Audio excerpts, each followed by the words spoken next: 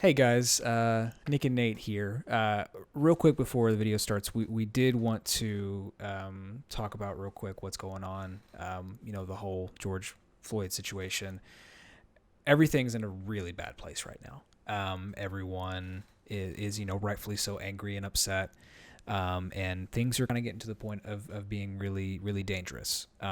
We didn't feel right starting off we didn't feel right doing this video without addressing this because it is something that is affecting every single person right now. But we wanted to say we stand in solidarity. If you have any way of making your voice heard and letting congressmen, governors, anyone involved in this situation know, hey, this is not okay. Change needs to be made.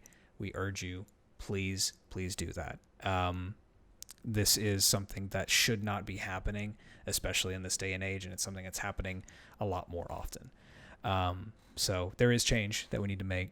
At the same time, I'd say, it's just a real difficult situation. So if there's anything you guys can do, please do it. Our hearts go out to everybody, and stay safe. Because on top of everything else, there is still a pandemic going on, and so stay safe out there. Let's start spreading love. Let's start spreading love instead of hate. It's super cliche, especially from a white guy, but that's all we can really say about the matter. So, having said that, on to happier news, on to happier topics. Enjoy the video. What's up, everybody? Thank you so much for joining us on this weekly grind. I am one of your hosts, Nick. Here with me today is you, fucker. It's Nate. I mean, you're going to fuck it up. Hi, guys. It's Nate. Nick wants to fuck it up today, but... Well, I mean, you wanted me to do that on our last take. You know what? Anyways, so it's the weekly grind. We're here to talk about video games and nerdy stuff. Let's get started. Hey, it's the first week of the month, so that means we're going to be talking about the free games that you can get with either your Epic game or Battlefield or PlayStation. So let's start off with PlayStation. PlayStation has some freaking bangers with Battlefront 2 and World War 2, Call of Duty World War 2. These are two real big bangers. I've actually never played World War 2. So that's kind of cool. Like, you played the hell out of it because you're a natural fuckboy. You are in your familiar space there. But me, I've never played it. The only reason I'm playing it is actually for the zombies. There's some like progression to it actually, whereas before there's been little progression here and there. But I like actually feeling like there's a progression to it. So even if I only make it to round 6, for instance, well, I'm going somewhere with it. You know what I mean? Yeah, World War II is it's not a bad game by any means. Story is great. It's definitely a good popcorn flick for sure. There is some emotion at the very, very end of the campaign I was not expecting, was not prepared for, but it was definitely good. Multiplayer is interesting because Modern Warfare's multiplayer has become so unique. I mean, it's its own beast entirely. It's the next generation of Call of Duty. So World War II, for a lot of people, I think it'll be refreshing to go back and play what we know as, kind of mainline Call of Duty, so I think that'd be refreshing for some people to jump back into. I imagine it's going to be sweaty. I mean, that's how it is. Now, let me ask you a question. Have you played Battlefront 2 at all? Yes. Actually, my buddy Kevin, we game shared for a little bit, and so I picked it up. And like with all the updates and stuff, it is kind of surprising how good it's been. And I mean, doing it now makes the most sense because it's made a lot of good choices. So that's good. Good for them. Yeah, the skins in particular you're mentioning on the update, they've actually added a lot. They have the Rey skin from the very end of the Rise of Skywalker, and then they also have her skin Darth Maul's skin from either Rebels or Season 7 of Clone Wars. Yeah. So, I mean, they're both really, really good options. And I'm kind of surprised that we're getting 2 gigantic multiplayer games for this month. But, I mean, it's cool. Like, I'm appreciative of both. Speaking of 2 gigantic games.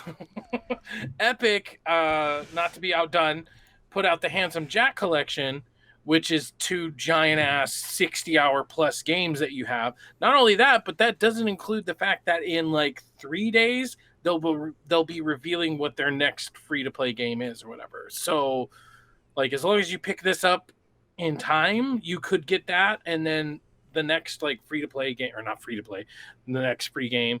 But yeah, Handsome Jack collection. So you get Borderlands 2 and Borderlands the pre-sequel. Yep. Some people don't really like it. I think it's fine. It's definitely not like moving any boundaries or whatever, but it's like it was more Borderlands, so that's not a bad thing. Xbox One, you got Shantae and the Pirate's Curse, so that's kind of like a side scroller game. That's kind of cool.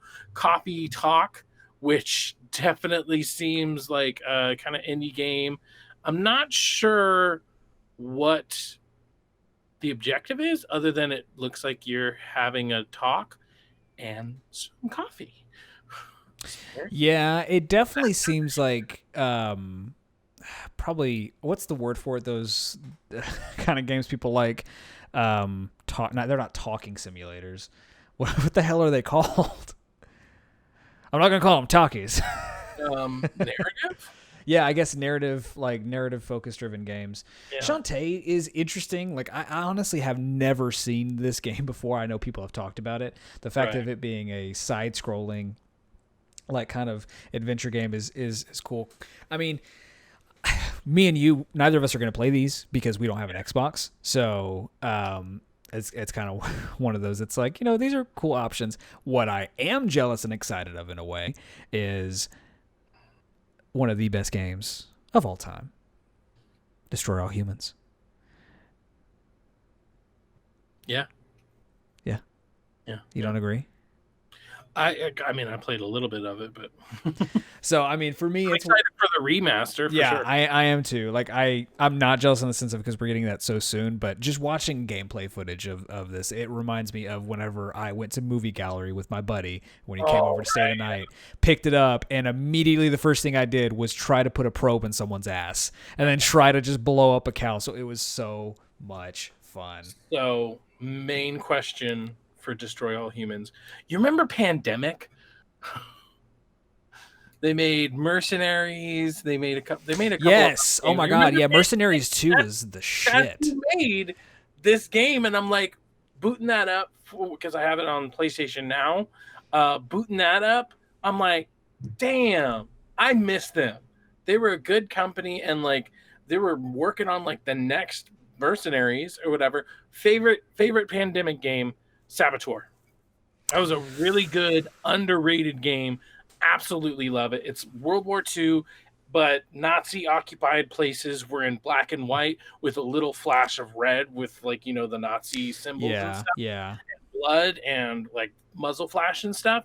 And then when you liberated that area, it turned it all colorful and, like, it was really cool. And, like, really good game. Really good. For me, I would say Mercenaries 2. That's off the top of my head, I can't recall what all their catalog is, but I can remember seeing all the ads for Mercenaries 2, picking it up, and it's like, oh my God, this game is so fun. This game is so incredibly fun. Yeah. As far as Xbox goes, the last one, the Sina Nora, I have no idea what that game is. It looks very Japanese. Nora? Yeah, Sina Nora. I mean, like it. Seymour? Seymour. Feed me, Seymour. Feed me, Seymour. Yeah. So that's all the games you can get for free. So if you're a broke ass mofo like us, then hey, this is the month for you. It's a good month. Got some bangers. So yeah. Then we have a couple of more news stories to talk about. First off, Stadia is dead. Just put the stake in its heart and just send it out to the pasture. Other euphemisms. It's dead. It's just so freaking dead.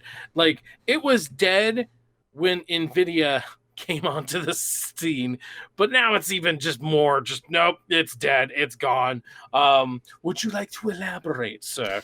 Yeah, no, I mean, I think Stadia was dead when it dead hit on release. arrival. Yeah, it was honestly dead on arrival. I think that the biggest thing that hurt Stadia was the fact of they couldn't find a way to help you buying games. The fact that Mm. you're having to so the fact that you're having to buy a library on Stadia alone that's not tied to an existing library Yeah. is a bad thing, because let's say that Stadia just You remember dies. those games that came out 8 years ago? Well, now you can pay for them again. That was essentially the Yep. marketing behind Yeah, Stadia. but we're gonna give you Destiny 2 for absolutely free. And it's like, so like, So does everyone else. so with with what's going on now, which I think is an absolute brilliant idea. Steam is teaming up with GeForce in their GeForce Now service to offer basically the same thing. It's Do you think GeForce's main concern is to find, locate, and somehow weaponize the G spot? that's classified. That's classified. Very classified. But yeah, what's really funny about GeForce is before Stadia came out, they had some sort of streaming program already with the NVIDIA Shield, and it worked. It legitimately worked, and it was a good, I mean, it wasn't like, I'm sure there were still some kinks, you needed to have a really good internet connection and kind of had a specific setup. But the fact of Steam going, hey, this library that you've had for 10 plus years with buying how many games? You can play those, and the only thing that we're doing is just, hey, developers, you click this option. Do you want to be able to stream on GeForce Now? Right. And it's like, it's going to kill Stadia unless Stadia changes the way that they, run their games and the way that they have their store. Yeah. I mean, the only thing I can think of that would maybe not necessarily save them, but might help is if they made a deal with like Epic. Yeah, that's what I was going to say. That's the only other thing I could think of. If Epic can do a deal where you can, like, games you already bought, you can transfer to the store and do it like that, that would make sense. But I'm excited about this simply due to the fact of this is the start of these streaming platforms 100%. Because now, instead of Stadia being like, hey, we're the only one, they're like, no, we're giving you competition. And yeah, that's Stadia capitalism. is the sickly jackass that nobody wants to, breed with, and Steam is the purebred horse with the big old dick flopping around, Big old fat dick. big old fat dick, just like ready to fuck. And poor Stadia is just like, apt comparison.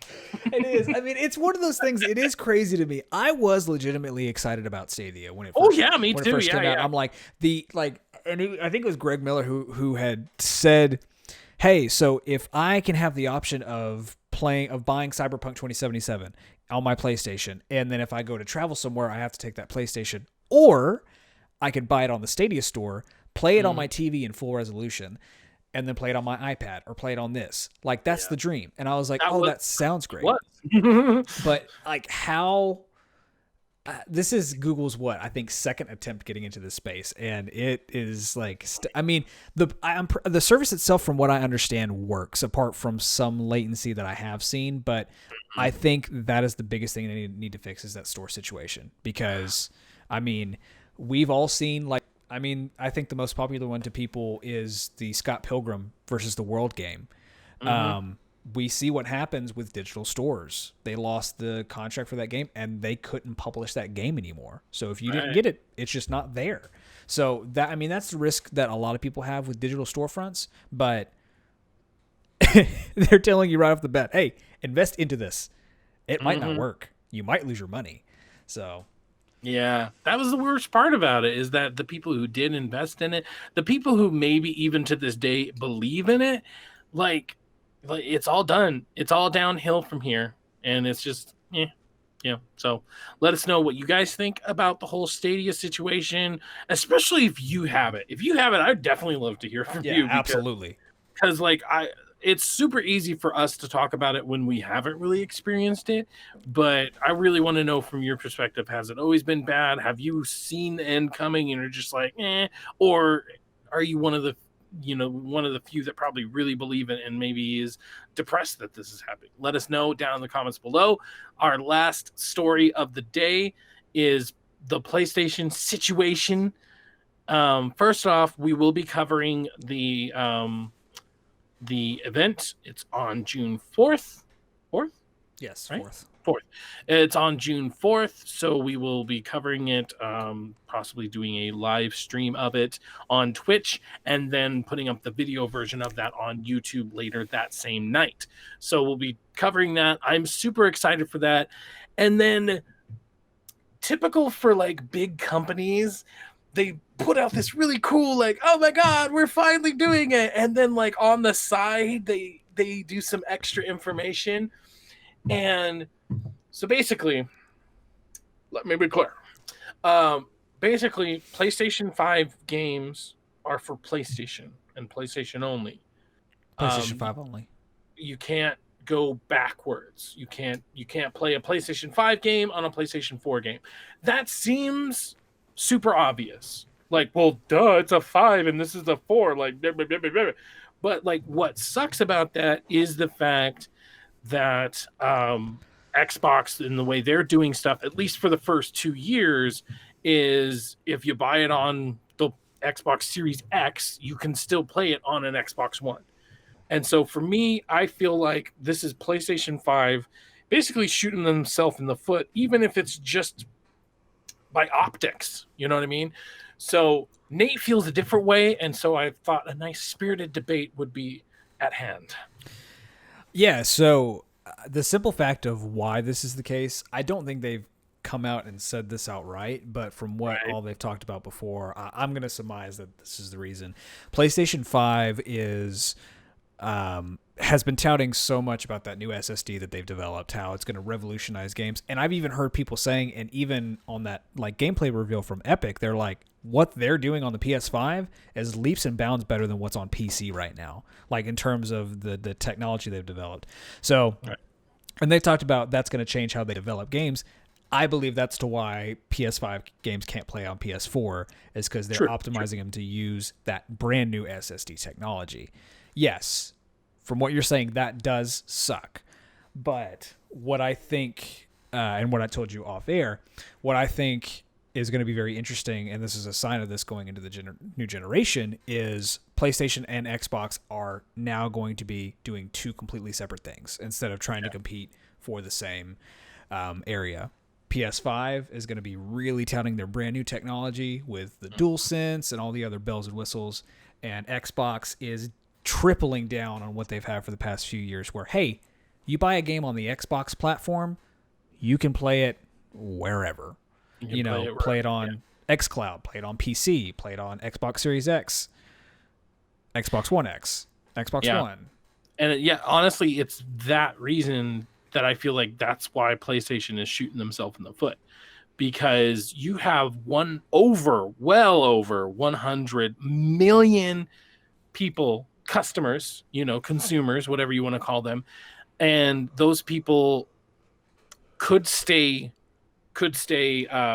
faithful and go to the PlayStation 5, or they could go to the Xbox. Because I mean, look at the Xbox One is a perfect example of 361. Even though by the end PlayStation 3 had caught up by all intents and purposes, but the 360 pretty much won, and all it took was some bad PR, and they lost this by a lot.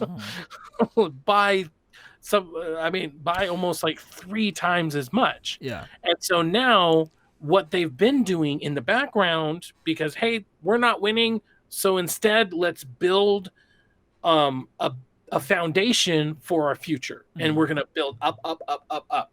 And so they've been doing that with xCloud. They've been doing that with Game Pass.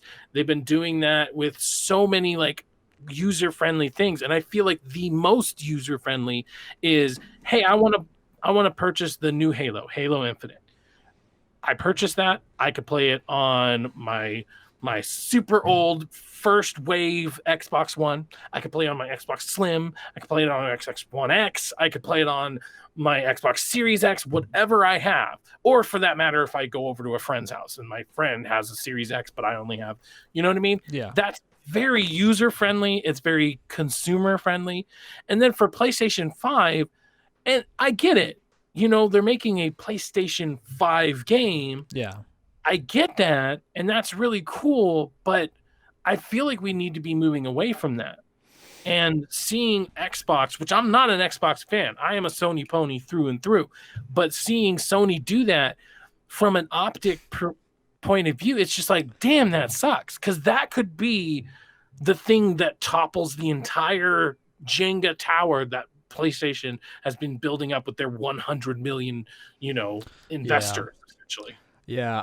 Um, I don't think, and I definitely don't think PlayStation meant for that to happen. I think because of that technology that they developed, that they put themselves in a corner like there's nothing we can do about this. And I don't think you're wrong by any means. I do think that is going to be a topic of conversation of this coming generation. But like I said, I think it just depends on how Sony pays attention to the situation. They could just be focused on the fact that we've developed this new technology. This is going to be this is next generation, and and I don't think this is just going to be saved to games. Like from what I've heard of this SSD, it's like, hey, let's implement this other places. So it could be one of those things that they're focusing on being industry leading in their technology field. But, I mean, it definitely also makes you wonder, are they going to be doing that? And I guess this is the part that sucks is that, okay, PlayStation 5 games, you can't play on PlayStation 4. Now, PlayStation 4 games, you can play on PlayStation 5. That's great. That's good. I'm glad that there's backwards compatibility. I don't know. Has it been officially announced that you can just go backwards compatible on all PlayStations? Or is it just PlayStation 4 for now? Oh, for sure. It's just PlayStation 4 for now. Okay. So I think that sucks. I hope eventually they remedy that. Yeah. So even if I want to play Call of Duty Warzone, but I'm playing the PlayStation 4 version on PlayStation 5, okay, that's great. Whatever. But what sucks is that what about the third parties for PlayStation? Like if we have what's a good example? Let's say Cyberpunk 2077 comes out on the PlayStation 4. I get my PlayStation 5 this holiday season. I can still play that, obviously, I would hope, but still, it's like, but then what if I don't know. I guess that's the part that's like confusing is just like, well, come on, guys. Like, I just don't see how you can see your competitor do one thing and you're just like, oh, well. I think too, for a majority of the PlayStation fan base or the PlayStation just install base,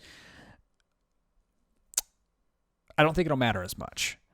And I say that because with Xbox, since Game Pass, Xbox gamers have been used to, hey, I can play these games on my PC. I can play these games I can play the Xbox and the Xbox 360 games on. So they have gotten used to Xbox being like, hey, you can take these games and play them anywhere. Whereas with PlayStation, we have that with PC and PS Now in a way, but it's pretty much just, okay, we play PlayStation.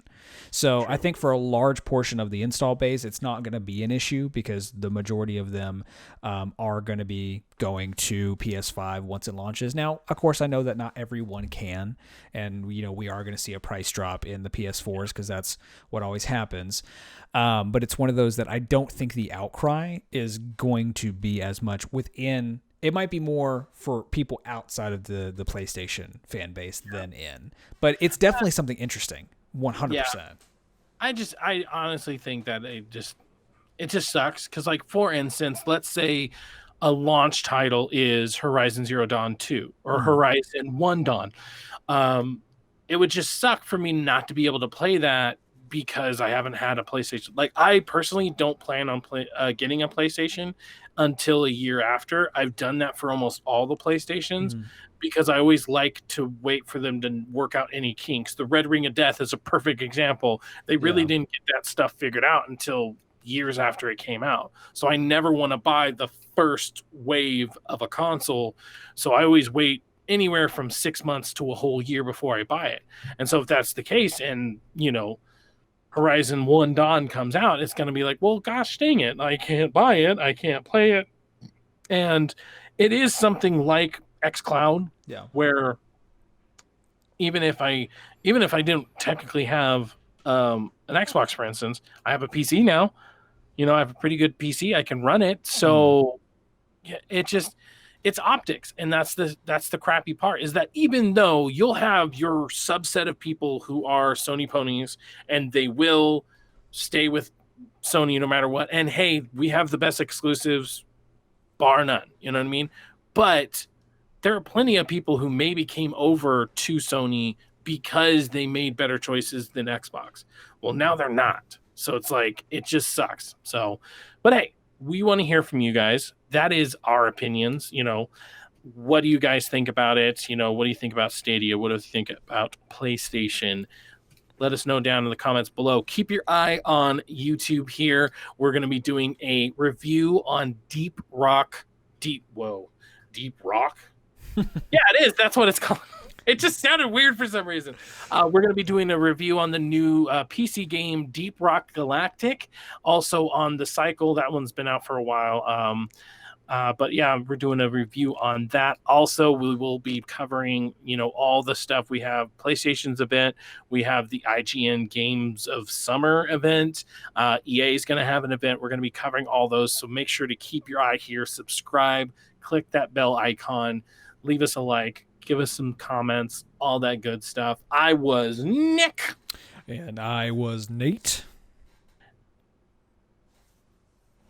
Thanks for joining us for the weekly grind.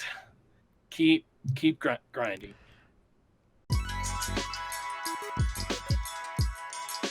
Keep grinding on that 4-foot horse dick. Yeah. Nick's over there with the Sony pony going. It's like exclusives coming out of his dick, and it's just like Horizon 2. Oh God, it hurts me. Okay, bye. Okay, we're good.